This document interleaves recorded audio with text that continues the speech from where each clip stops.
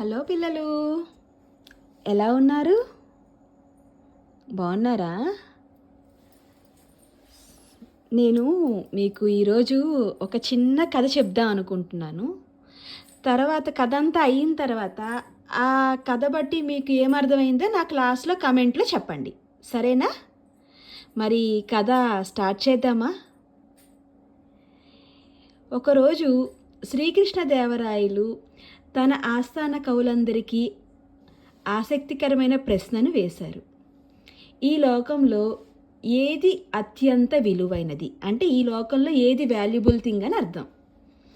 ఆస్థానంలో కొందరు ధనం అంటారు, ఇంకొంతమంది బంగారం అంటారు, వెండి అంటారు, వజ్రాలని ఇంకొందరు చెప్తున్నారు. ఒక్కొక్కరు ఒక్కొక్కటి చెప్తున్నారు. కానీ తెనాలి రామకృష్ణుడు సైలెంట్గా ఉన్నాడు. రాజు ఆశ్చర్యపడి తెనాలి రామకృష్ణుని చూసి అడిగాడు, తెనాలి రామకృష్ణ, నీవేమీ చెప్పలేదే, నీ అభిప్రాయం ఏంటి అని అడిగారు.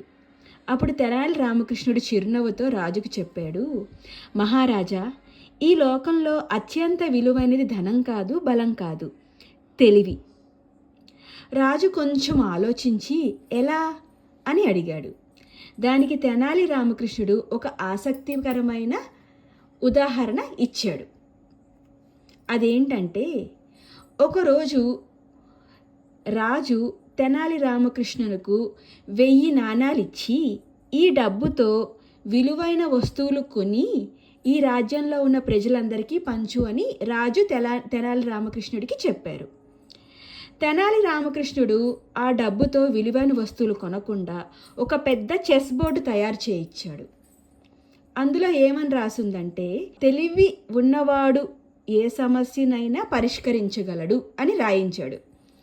అతడు ఆ బోర్డును నగర మధ్యలో ఉంచి ప్రజలకు చూపించాడు. రాజు, ఇదేంటి, నేను డబ్బిచ్చాను కదా, కానీ నువ్వు వస్తువులు ఏమీ పంచలేదే అని తెనాలి రామకృష్ణుని అడిగాడు. ఆ టైంలో ఒక రైతు వచ్చి రాజుతో ఇలా అన్నాడు, మహారాజా, ఈ బోర్డు చూసి తర్వాతనే నాకు నా సమస్యకు పరిష్కారం దొరికింది. నేను నా భూమిని ఎలా సాగు చేయాలో తెలుసుకున్నాను. ఈ బోర్డు చదవడం వల్ల నాలో ఆత్మవిశ్వాసం పెరిగింది. ఆ మాట విని రాజు మెచ్చుకొని, నిజమే, తెలివి నిజంగా అన్ని ధనాల కన్నా మించినదే అని శ్రీకృష్ణదేవరాయలు ఒప్పుకుంటాడు. కాబట్టి పిల్లలు, ఈ కథ ద్వారా మీకు తెలిసిన నీతి ఏంటో చెప్పండి. ధనం కంటే, బలం కంటే గొప్పది తెలివి. అర్థమైందా?